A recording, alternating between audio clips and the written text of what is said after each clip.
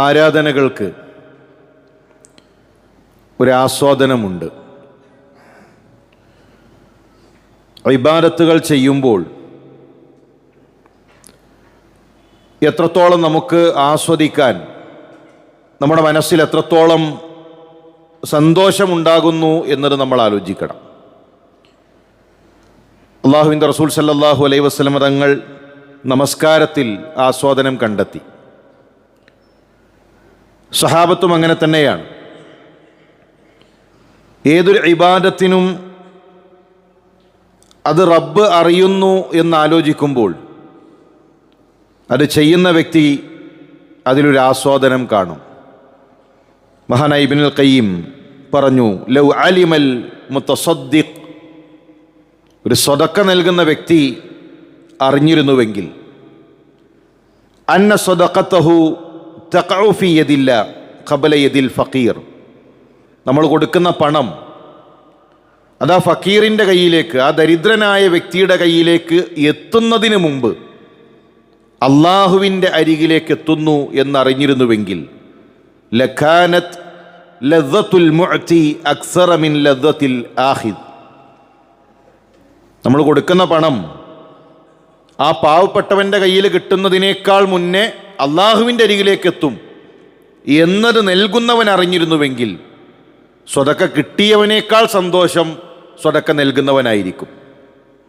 നമ്മളൊരു പണം കൊടുക്കുമ്പോൾ കിട്ടുന്നവർക്കാണ് സന്തോഷം. നമ്മൾ അരി കൊടുക്കുമ്പോൾ, മറ്റൊരു ചാരിറ്റി നമ്മൾ ചെയ്യുമ്പോൾ അത് സ്വീകരിക്കുന്നവർക്കാണ് സന്തോഷം. അവർക്കൊരു ഹൈറ് കിട്ടി, ഒരു നന്മ കിട്ടി എന്നവർ കരുതുന്നു. പക്ഷെ കൂടുതൽ സന്തോഷിക്കേണ്ടത് വാങ്ങുന്നവനേക്കാൾ നൽകുന്നവനാണ്. കാരണം ഫക്കീറിൻ്റെ കൈകളിലേക്ക് എത്തുന്നതിന് മുമ്പ് അതിൻ്റെ പ്രതിഫലം, ആ നന്മ അള്ളാഹുവിൻ്റെ അരികിലേക്ക് എത്തിയിട്ടുണ്ട്. അത് സ്വതക്കയുടെ വിഷയം മാത്രമല്ല, ഏതൊരു കാര്യത്തിലും ഏതൊരു ഇബാദത്തിലും അങ്ങനെ ഒരു ആസ്വാദനം, അങ്ങനെ ഒരു സന്തോഷമുണ്ട്. ലൗ അലിമൽ മുലൂഖ് വ അബ്നാഉൽ മുലൂഖ്, രാജാക്കന്മാരും രാജാക്കന്മാരുടെ സന്താനങ്ങളും അവരറിഞ്ഞിരുന്നുവെങ്കിൽ, മാ നഹ്നു ഫീഹി മിനൻ നഈമി വസ്സുറൂർ ലജാദലൂനാ ബിസ്സുയൂഫ്, ഈ ഒരു ആനന്ദം, ഈ ഒരു സന്തോഷം, നമ്മൾ അനുഭവിക്കുന്ന ഇബാദത്തുകളിലൂടെ നമ്മൾ അനുഭവിക്കുന്ന ആനന്ദം, സ്വതക്ക നൽകുമ്പോൾ ആ നൽകുന്നവൻ അനുഭവിക്കുന്ന സന്തോഷം, ദീനീ മാർഗത്തിൽ പ്രവർത്തിക്കുമ്പോൾ അവരനുഭവിക്കുന്നൊരു സന്തോഷം, അത് രാജാക്കന്മാരറിഞ്ഞിരുന്നുവെങ്കിൽ, രാജാക്കന്മാരുടെ മക്കൾ അറിഞ്ഞിരുന്നുവെങ്കിൽ അവർ വാളുകൾ കൊണ്ട് ആ സന്തോഷത്തിന് വേണ്ടി നമ്മളുമായി പോരാടുമായിരുന്നു. ഞാൻ പറഞ്ഞു വരുന്നത്, ഇബാദത്തുകളിൽ ഒരു സന്തോഷമുണ്ട്, അതുപോലെ തന്നെ മറ്റൊരു സന്തോഷമുണ്ട്. മഹാനായ ശൈഖുൽ ഇസ്ലാം ഇബ്നു തൈമിയ്യ അദ്ദേഹം പറഞ്ഞു, ഇന്ന ഫിദ് ദുനിയ ജന്ന, ഈ ദുനിയാവിൽ ഒരു സ്വർഗമുണ്ട്, ഈ ദുനിയാവിൽ ഒരു സ്വർഗം. മൻ ലം യദ്ഖുൽഹാ ലാ യദ്ഖുലുൽ ജന്നത്തൽ ആഖിറ, ആ ദുനിയാവിലെ സ്വർഗത്തിൽ പ്രവേശിക്കാത്ത ഒരുത്തൻ ആഖിറത്തിലെ സ്വർഗത്തിൽ പ്രവേശിക്കൂല. ദുനിയാവിലൊരു സ്വർഗമുണ്ട്, ആ സ്വർഗത്തിൽ പ്രവേശിക്കാൻ ഒരാൾക്ക് കഴിയണം, അവനാണ് ആഖിറത്തിലെ സ്വർഗത്തിൽ പ്രവേശിക്കുക. ദുനിയാവിലെ സ്വർഗം എന്ന് പറഞ്ഞാൽ ഏതെങ്കിലും ഒരു പ്രദേശമല്ല, ഏതെങ്കിലും ഒരു സ്ഥലമല്ല. അതെന്താണ് എന്ന് വിശദീകരിച്ചു മഹാനായ ഇബ്നുൽ ഖയ്യിം. അദ്ദേഹം വിശദീകരിക്കുകയാണ്. ഷെയ്ഖ് പറയുന്നത്, മാദാ യസ്നഉ ബി അഅദായി, അദ്ദേഹം പറയാണ്, എന്നെ എൻ്റെ ശത്രുക്കൾക്ക് എന്താണ് ചെയ്യാൻ കഴിയുക? ഷെയ്ഖുൽ ഇസ്ലാമിന് അത്രയേറെ ശത്രുക്കളുണ്ട്. രാജാക്കന്മാർ മുതൽ താഴോട്ട് ശത്രുക്കളുണ്ട്. എല്ലാ ബിദ്അത്തിന്റെ കക്ഷികളും അദ്ദേഹത്തിനെതിരായിരുന്നു, സുന്നത്തിൻ്റെ കൂടെ നിന്നതിൻ്റെ പേരിൽ. അദ്ദേഹം ചോദിക്കുകയാണ്, എൻ്റെ ശത്രുക്കൾക്ക് എന്നെ എന്തു ചെയ്യാൻ കഴിയും? ജന്നത്തി വബുസ്താനി ഫീ സ്വദിരി, എൻ്റെ സ്വർഗവും സ്വർഗത്തിലെ തോപ്പും എൻ്റെ സ്വദറിലാണ്, എൻ്റെ നെഞ്ചിലാണ്. എൻ്റെ സ്വർഗം എൻ്റെ കൂടെയുണ്ട്, എൻ്റെ സ്വർഗത്തിലെ തോപ്പുകൾ എൻ്റെ കൂടെയുണ്ട്. ഐനമാ ദഹബ്തു ഫഹുമാ മഈ, ഞാൻ എവിടെയാണെങ്കിലും ആ സ്വർഗം എൻ്റെ കൂടെയുണ്ട്. അത് ദുനിയാവിലെ സ്വർഗമാണ്. അതെന്താണ്? അദ്ദേഹം വിശദീകരിക്കുകയാണ്, സിജിനി ഹുൽവ, എന്നെ ശത്രുക്കൾ കൊണ്ടുപോയി ജയിലിലിട്ടു, അതെനിക്ക് ഹുൽവത്താണ്. എന്നെ ജയിലിൽ അടച്ചാൽ ഞാനും എൻ്റെ റബ്ബും ഒറ്റക്കാകുന്ന നിമിഷമാണത്. എനിക്ക് അത്രയും ആനന്ദമാണ്. അദ്ദേഹത്തിൻ്റെ മരണം പോലും ജയിലിലാണ്. ജയിലിലെ കിണറിൽ അടിത്തട്ടിൽ ഇബ്നുൽ ഖയ്യിമിൻ്റെ കൂടെ എന്നെ ജയിലിൽ കൊണ്ടുപോയിട്ടു. നമ്മൾ പറയല്ലോ നരകതുല്യമായ ജീവിതം, ജയിലിൽ എത്ര കാലം കിടന്നു. അത് നരകമാകുന്നത് എപ്പോഴാണ്? ദുനിയാവിൻ്റെ സ്വർഗം ആസ്വദിക്കാൻ കഴിയാതെ പോകുമ്പോഴാണ്. ദുനിയാവിൻ്റെ സ്വർഗം ഒരാൾ ആസ്വദിച്ചു കഴിഞ്ഞാൽ ജയിലിൽ കൊണ്ടുപോയിട്ടാൽ അവനെ സംബന്ധിച്ചിടത്തോളം അവനും റബ്ബും ഒറ്റപ്പെട്ടു. എനിക്കെൻ്റെ റബ്ബിനോട് സംസാരിക്കാൻ, എനിക്കെൻ്റെ റബ്ബിൻ്റെ മുന്നിൽ കാര്യങ്ങൾ ഇറക്കി വെക്കാൻ ഞാൻ ഏറ്റവും അധികം ആസ്വദിക്കുന്ന നിമിഷമായി അത് മാറും.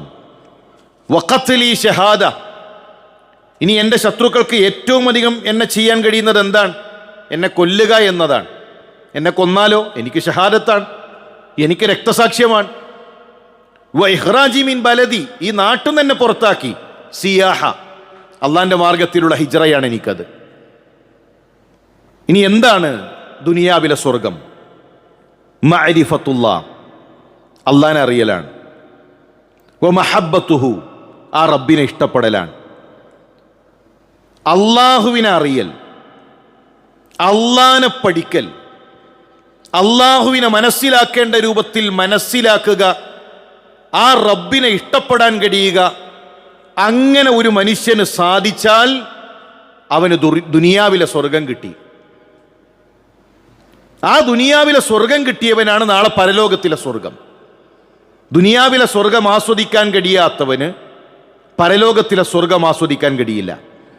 ഇവിടെ റബ്ബിനെ അറിയാൻ കഴിയാതെ, റബ്ബിനെ ഇഷ്ടപ്പെടാൻ കഴിയാതെ, എൻ്റെ ജീവിതത്തിൽ എല്ലാം റബ്ബിൻ്റെ ഖദറിനനുസരിച്ചുകൊണ്ടാണ് നടക്കുന്നത് എന്ന് മനസ്സിലാക്കാൻ കഴിയാത്തൊരുത്തൻ അവൻ നിരാശയിലായിരിക്കും.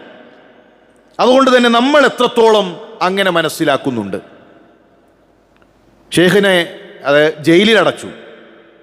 ഇന്ന് നമ്മൾ പറയുന്ന എന്തെല്ലാം പരീക്ഷണങ്ങളുണ്ടോ ആ പരീക്ഷണങ്ങളെല്ലാം അദ്ദേഹത്തിന് നൽകി. അദ്ദേഹം പറഞ്ഞത്, ഈ ജയില് മുഴുവൻ സ്വർണങ്ങളുണ്ടെങ്കിൽ അത് മുഴുവൻ എന്നെ ജയിലിൽ അടച്ചവർക്ക് ഞാൻ നൽകുമായിരുന്നു. കാരണം അത്ര വലിയ അനുഗ്രഹമാണ് അവൻ എനിക്ക് നൽകിയത്. എനിക്കെൻ്റെ റബ്ബിനോട് ഒറ്റയ്ക്കിരിക്കാൻ സമയം നൽകി, എനിക്കെൻ്റെ റബ്ബുമായി അടുക്കാൻ സമയം നൽകി. അത്ര വലിയ അനുഗ്രഹം നൽകിയവർക്ക് ഇത് മുഴുവൻ സ്വർണങ്ങളുണ്ടെങ്കിൽ ഞാനത് അവർക്ക് നൽകുമായിരുന്നു. ഇത് വെറുതെ പറഞ്ഞതല്ല, അദ്ദേഹത്തിൻ്റെ ജീവിതം കണ്ട് ശിഷ്യന്മാർ നമുക്ക് പഠിപ്പിച്ചു നൽകിയ വിഷയമാണ്. നമ്മൾ പലപ്പോഴും പറയും എല്ലാം പോസിറ്റീവായി കാണണം, ഒക്കെ പോസിറ്റീവായി കാണണം. അതൊരു വെറും പറച്ചിലാണ്. ഒരു രോഗം വന്നാൽ നമ്മളെല്ലാ പോസിറ്റീവും പോവും. ഒരു കടം വന്നാൽ നമ്മുടെ എല്ലതും തീർന്നു. നമ്മുടെ മകന് ഒരു രോഗം വന്നാൽ, മകൾക്കൊരു രോഗം വന്നാൽ, വീട്ടിലൊരു മരണം വന്നാൽ അതോടുകൂടെ എല്ലതും കഴിഞ്ഞു. നമ്മുടെ എല്ലാ പ്രതീക്ഷയും പോയി. നമ്മൾ അത്രേ റബ്ബിനെ മനസ്സിലാക്കിയിട്ടുള്ളൂ, നമ്മൾ അത്രേ റബ്ബിനെ അറിഞ്ഞിട്ടുള്ളൂ. അവിടെയാണ് നമ്മുടെ റബ്ബുമായിട്ടുള്ള ബന്ധം നിൽക്കുന്നത്. എന്നാൽ നമ്മുടെ മുൻഗാമികൾ അങ്ങനെയല്ല. അവർ അത്രമാത്രം അള്ളാഹുവിനെ അറിയാൻ അവർ ശ്രമിച്ചു. അള്ളാഹുവുമായി അവർ ബന്ധം സ്ഥാപിച്ചു, അള്ളാഹുവുമായി അവർ സ്നേഹം വെച്ചു പുലർത്തി. എന്നാൽ സങ്കടകരമെന്ന് പറയട്ടെ, ഇന്ന് മുസ്ലിം സമൂഹത്തിൽ അധികം ആളുകളും അള്ളാഹുവിനെ അറിയേണ്ട രൂപത്തിൽ അറിഞ്ഞിട്ടില്ല, അള്ളാഹുവിനെ അറിയാൻ സമ്മതിച്ചിട്ടില്ല, പടച്ചോനെ അറിയാൻ സമ്മതിച്ചിട്ടില്ല. സാധാരണ പണ്ട് മുതലേ നമ്മൾ കേൾക്കുന്നൊരു ഉദാഹരണമാണ്, മുഖ്യമന്ത്രിയിലേക്ക് നേരിട്ടടുക്കാൻ കഴിയോ? ഇടയിലൊരു പഞ്ചായത്ത് മെമ്പർ വേണ്ടേ? ഒരു MLA വേണ്ടേ? കളക്ടറുടെ അരികിലേക്ക് നമുക്ക് നേരിട്ട് ചെല്ലാൻ കഴിയോ? നമുക്ക് ഒരു ക്ലർക്ക് അല്ലെങ്കിൽ പിന്നെ മറ്റേ ഏതെങ്കിലും ഒരു ഇടനിലക്കാരൻ വേണ്ടതില്ലേ? അങ്ങനെയല്ലേ നമ്മൾ കളക്ടറിലേക്ക് അടുക്കേണ്ടത്? അള്ളാഹുവിനെ മനസ്സിലാക്കി കൊടുക്കുന്ന രൂപമാണ്. മുസ്ലിം സമുദായത്തിലെ പുരോഹിതന്മാർ, പണ്ഡിതന്മാർ ജനങ്ങൾക്ക് പടച്ചോനെ മനസ്സിലാക്കി കൊടുത്ത പോലാണ്. എത്ര ഗൗരവമേറിയ വിഷയമാണത്, എത്ര വലിയ വിഡ്ഢിത്തമാണത്. മുഖ്യമന്ത്രിയെ സംബന്ധിച്ചിടത്തോളം ഈ ചെല്ലുന്ന എന്നെ പറ്റി വല്ലതും അറിയോ? എന്റെ വിഷയത്തിൽ മുഖ്യമന്ത്രി ജാഹിലാണ്, അറിയാത്ത വ്യക്തിയാണ്, ഒന്നും അറിയില്ല. എന്റെ വിഷയത്തിൽ കളക്ടർ ഒന്നും അറിയാത്ത വ്യക്തിയാണ്. റബ്ബ് അങ്ങനെയാണോ? റബ്ബ് അങ്ങനെയാണോ? ചോദിക്കുന്ന അടിമയുടെ വിഷയങ്ങൾ അറിയാത്ത ആളാണോ റബ്ബ്? ഇനി തിരിച്ചൊന്ന് നമ്മൾ ചിന്തിക്കൂ. മുഖ്യമന്ത്രി എൻ്റെ അയൽക്കാരനാണ്, അല്ലെങ്കിൽ എൻ്റെ തൊട്ടടുത്ത പരിചയമുള്ള വ്യക്തിയാണ് എങ്കിൽ എനിക്ക് മുഖ്യമന്ത്രിയോടൊരു കാര്യം പറയാൻ എളുപ്പമുള്ള വഴി മുഖ്യമന്ത്രിയോട് പറയലാണോ മെമ്പറോട് പറയലാണോ? കളക്ടറും ഞാനും ഒന്നിച്ചു പഠിച്ചതാണ്, അത്രയും അടുപ്പം ഞങ്ങൾക്കിടയിലുണ്ട്. ഞാൻ കളക്ടറോട് പറയുകയാണോ വേണ്ടത്, അതല്ല ഒരു ഇടനിലക്കാരനെ സ്വീകരിക്കലാണോ വേണ്ടത്? ഞങ്ങൾ തമ്മിൽ അങ്ങനെ ഒരു ബന്ധമുണ്ടെങ്കിൽ, നമ്മൾ തമ്മിൽ അങ്ങനെ ഒരു ബന്ധമുണ്ടെങ്കിൽ ഏതാ സ്വീകരിക്കുക? നേരിട്ട് കളക്ടറോട് പറയല്ലേ ചെയ്യുക, നേരിട്ട് മുഖ്യമന്ത്രിയോട് പറയുകയല്ലേ ചെയ്യാം. നമ്മളെ അറിയുന്ന, നമ്മളോട് ഏറ്റവും അടുത്തു നിൽക്കുന്ന ആ റബ്ബിലേക്ക് പോലും ഇടനിലക്കാരെ വെച്ചുകൊണ്ട് പടച്ച റബ്ബിൽ നിന്ന് അകറ്റുന്ന അവസ്ഥയാണ് പലപ്പോഴും നമ്മുടെ നാട്ടിലുള്ളത്. അല്ലാഹു അവനെ പരിചയപ്പെടുത്തി, ഇന്നഹു സമീഉൻ ഖരീബ്. പടച്ചവൻ ആരാണ്? സമീആണ്. നമ്മുടെ പ്രാർത്ഥന കേൾക്കും. പ്രാർത്ഥിക്കണമെന്നില്ല, എന്തെങ്കിലും ഒരു ശബ്ദം പുറത്തേക്ക് വരണമെന്നില്ല. പ്രാർത്ഥന എന്ന് പറഞ്ഞാൽ ഹൃദയത്തിന്റെ അമലാണ്. ആ മനസ്സിന്റെ വിമ്പൽ, ആ മനസ്സിന്റെ വിങ്ങൽ, അത് മതി റബ്ബിനറിയും. ഖരീബ്, നമ്മളോട് അടുപ്പമുള്ള ഒരുപാട് ആളുകളുണ്ട്. അതിൽ അഖ്റബ്, ഏറ്റവും നമ്മളോട് അടുപ്പമുള്ളത് നമ്മുടെ റബ്ബാണ്. അതുകൊണ്ട് പ്രിയമുള്ളവരെ, ആ റബ്ബിനെ അറിയണം. ആ റബ്ബിനെ അറിയുക എന്നതാണ് ഈ ദുനിയാവിലെ സ്വർഗം. ആ റബ്ബിനെ സ്നേഹിക്കാൻ കഴിയുക എന്നതാണ് ദുനിയാവിലെ സ്വർഗം. അത് ആസ്വദിക്കാൻ കഴിഞ്ഞവനു മാത്രമാണ് നാളെ അള്ളാഹുവിൻ്റെ ആഖിറത്തിലെ സ്വർഗം നേടാൻ സാധിക്കുക. അതുകൊണ്ട് അങ്ങനെ റബ്ബുമായി ഒരു ബന്ധം ഉണ്ടാക്കിയെടുക്കാൻ നമ്മൾ പരിശ്രമിക്കുക. അള്ളാഹു അതിനുള്ള തൗഫീക്ക് നൽകി അനുഗ്രഹിക്കട്ടെ.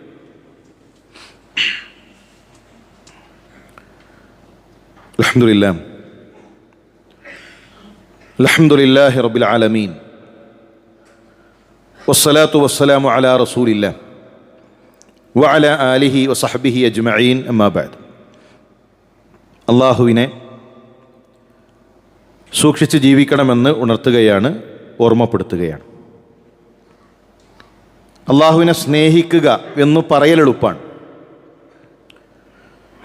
നമ്മളിങ്ങനെ പറയും, അള്ളാഹിനെ സ്നേഹിക്കണം, അള്ളാഹുവിനാണ് ഏറ്റവും അധികം സ്നേഹം ഉണ്ടാകേണ്ടത്. പറയാൻ എളുപ്പമാണ്, എളുപ്പമുള്ളൊരു വാക്കാണ് സ്നേഹം. സ്നേഹം ഹൃദയത്തിൻ്റെ അമലാണ്. ഒരാളോട് നമുക്ക് സ്നേഹം ഉണ്ടാകൽ അയാൾ അറിയുമ്പോഴാണ്. അറിയാതെ സ്നേഹം ഉണ്ടാകില്ല. എത്രത്തോളം നമ്മൾ അയാളെ കൂടുതൽ അറിയുന്നുവോ അതിനനുസരിച്ച് സ്നേഹം കൂടും. എങ്കിൽ അള്ളാഹുവിനെ അറിയാതെ ഒരു അബ്ദിന് അള്ളാഹുവിനോട് സ്നേഹം വെച്ചു പുലർത്തുക കഴിയില്ല. അള്ളാഹുവിനെ അറിയണം. അള്ളാഹുവിനെ പറ്റി പഠിക്കാതെ ആ സ്നേഹം അധികരിക്കില്ല. അത് വെറുമൊരു വാക്കാണ്. ഞാൻ സ്നേഹിക്കുന്നു, അള്ളാഹിനോട് എനിക്കിഷ്ടമുണ്ട്, അതാ വാക്കിലൊതുങ്ങും. അള്ളാഹിനെ ഓർത്ത് അവൻ്റെ കണ്ണിൽ നിന്നൊരു കണ്ണുനീര് വരൂല. അള്ളാഹുവിനെ കണ്ടുമുട്ടാൻ ആ മനസ്സിൽ കൊതിയുണ്ടാകില്ല. അള്ളാഹുവിനെ കണ്ടുമുട്ടുന്ന ഒരു ദിവസത്തെ ആലോചിച്ചുകൊണ്ട് ഒരു സുജൂദിൽ പോലും അവൻ്റെ കണ്ണിൽ നിന്ന് കണ്ണുനീര് പൊടിയില്ല. എന്തേ കാരണം? അവൻ അള്ളാഹുവിനെ അറിഞ്ഞിട്ടില്ല. അറിയൽ എങ്ങനെയാണ്? അള്ളാഹുവിൻ്റെ അസ്മാ വ സിഫാത്ത് പഠിക്കണം. അള്ളാഹുവിൻ്റെ അസ്മാകൾ പഠിക്കണം. പല ആളുകൾ അതിങ്ങനെ മുസഫിൻ്റെ ബാക്കിൽ ഇങ്ങനെ എഴുതി വെച്ചിട്ടുണ്ട്. അത് കണ്ടു എന്നല്ലാതെ 30 കൊല്ലവും 40 കൊല്ലവും ഈ ദുനിയാവിൽ അള്ളാഹു ആയുസ് നൽകിയിട്ട് നമ്മുടെ റബ്ബിൻ്റെ അസ്മാകളൊന്നും പഠിക്കാൻ സമയം ചെലവഴിച്ചിട്ടില്ല. ഈ ദുനിയാവിലേക്ക് നമ്മൾ വന്നത് ഇബാദത്തിനാണ്. ഇബാദത്ത് ചെയ്യാൻ കുറച്ച് ആരോഗ്യം വേണം, അതിനാണ് ജോലി. നിസ്കാരത്തിന് നിൽക്കുമ്പോൾ, അള്ളാഹിൻ്റെ മാർഗത്ത് നോമ്പ് നോൽക്കുമ്പോൾ, ദീനീ പ്രവർത്തനത്തിന് ഇറങ്ങുമ്പോൾ അതിന് ആരോഗ്യം വേണം, അതിന് ഊക്ക് വേണം, അതിന് അന്നം വേണം. അതിനാണ് അന്നം. അതിനാണ് ഭക്ഷണം, അതിനാണ് ജോലി. വന്നത് ജോലിക്കല്ല, വന്നത് ഭക്ഷണം കഴിക്കാനല്ല, വന്നത് വീടുണ്ടാക്കാനല്ല, വന്നത് ഇബാദത്തിനാണ്, വന്നത് അള്ളാഹുവിനെ അറിയാനാണ്, ആ റബ്ബിനെ ഇബാദത്ത് ചെയ്യാനാണ്. എന്നിട്ട് വന്ന ലക്ഷ്യം മറന്നുപോയി, അള്ളാഹുവിനെ കുറിച്ച് പഠിക്കാൻ മറന്നുപോയി. നാളിതുവരെ അള്ളാഹുവിന്റെ നാമങ്ങൾ എന്താണ്, അള്ളാഹുവിന്റെ സിഫാത്തുകൾ എന്താണ് ഒന്നും അറിയില്ല. പിന്നെ എങ്ങനെയാണ് നമ്മൾ റബ്ബിനെ കുറിച്ചുള്ള ഇഷ്ടം പറയുക? പഠിക്കുമ്പോഴാണ് അള്ളാഹുവിനോടുള്ള ഹുബ്ബുണ്ടാവുക, ഇഷ്ടമുണ്ടാവുക. അതുകൊണ്ട് കൃത്യമായി നമ്മൾ അള്ളാഹുവിന്റെ നാമങ്ങൾ പഠിക്കണം. ആ നാമങ്ങൾ പഠിച്ചാൽ സ്വർഗാണ്, ചെറിയ വിഷയമല്ല. അതുകൊണ്ട് വളരെ ഗൗരവത്തോടുകൂടെ അള്ളാഹുവിൻ്റെ നാമങ്ങളെക്കുറിച്ച് പഠിക്കുന്ന വിഷയത്തിൽ ഒരു ചിന്ത നമുക്കുണ്ടാകണം. അള്ളാഹുവിൻ്റെ ഹിക്മത്തുകൾ തിരിച്ചറിയണം. സലഫുകൾ പറയാറുണ്ട്, വെറുതെ ഒന്ന് ചിന്തിക്കാൻ, നിങ്ങളുടെ കാര്യം തീരുമാനിക്കാൻ നിങ്ങൾക്ക് അവസരം തന്നു. നമുക്കിപ്പോൾ തോന്നല്ലോ അങ്ങനെ ആകണം, ഇങ്ങനെ ആകണം, അത്ര സമ്പത്ത് വേണം, ഇന്ന വാഹനം വേണം, മക്കളുണ്ടാകണം. മക്കളില്ലാത്തവർക്ക് തോന്നുന്നു മക്കളുണ്ടാകലാണ് വലിയ സൗഭാഗ്യം. വലിയ പിന്നെ ഒരു ജോലിയുള്ള ഒരുത്തനെ കാണുമ്പോൾ, അല്ലെങ്കിൽ വലിയ സമ്പാദ്യമുള്ള ഒരുത്തനെ കാണുമ്പോൾ, ചെറിയ സാലറിയിൽ ജീവിക്കുന്നവർക്ക് തോന്നും അയാളെപ്പോലെ ആയിരുന്നെങ്കിൽ. വലിയ കോടീശ്വരന്മാരെ പോലെ കാണുമ്പോൾ തോന്നും അവരെ പോലെ ആയിരുന്നെങ്കിൽ, ആ കാറുണ്ടായിരുന്നെങ്കിൽ, ആ വീടുണ്ടായിരുന്നെങ്കിൽ. സലഫുകൾ പറയാണ്, അള്ളാഹ് നിങ്ങൾക്ക് അനുവാദം നൽകി, നിങ്ങളെ കാര്യം നിങ്ങൾക്ക് തീരുമാനിക്കാം, നിങ്ങളെ കാര്യം നിങ്ങൾക്ക് തീരുമാനിക്കാം. മക്കൾ വേണോ? നിങ്ങൾക്ക് തീരുമാനിക്കാം. എത്ര സമ്പത്ത് വേണം? നിങ്ങൾക്ക് തീരുമാനിക്കാം. എന്നിട്ട് സലഫുകൾ പറയുന്നൊരു കാര്യമുണ്ട്, എങ്കിൽ ലോകത്തൊരു മനുഷ്യനും ഇന്നുള്ള ഒരു അവസ്ഥയേക്കാൾ മികച്ചതൊന്നും തിരഞ്ഞെടുക്കൂല. ഇന്ന് അവർ ഏത് അവസ്ഥയിലാണോ ഉള്ളത് അതേ അവർ തിരഞ്ഞെടുക്കുള്ളൂ.